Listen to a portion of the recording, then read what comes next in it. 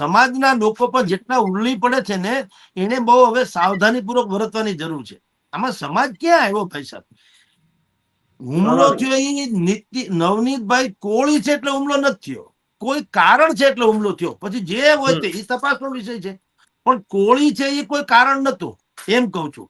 જો કોળી છે એ કારણ હોત તો સમાજે આવવું જ જોઈએ કે ભાઈ કારણ કે કોળી હતા એટલે માર્યા, તો 100% સમાજે આવવું જોઈએ. પણ હવે કઈ એક કારણસર મારેલા છે, તો હવે એમાં સમાજ ક્યાં આવ્યો? મને વિચાર તમે કયો. એટલે ભૂમિતભાઈ હું કઉ છું કે આવા જે પ્રસંગો બને છે, બધી ઘટનાક્રમ, એમાં સમાજે બહુ આવી રીતે ઉલ્લી નજર, નહીતર જીવતર બધાનું દુઃખ થઈ જશે.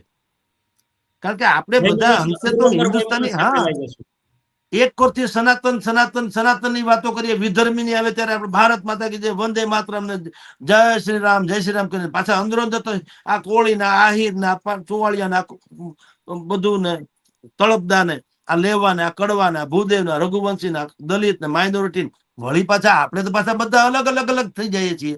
તો ક્યાંથી સનાતન નો મેળ પડે? એટલે જે લોકો આ રીતનું સામાજિક આંધી સર્જી દે છે વૈયક્તિક બાબતોમાં, એ મહાન જેટલા મોટા માણસો છે એને આ ખામોશી કરવી, આ બંધ કરવું જોઈએ.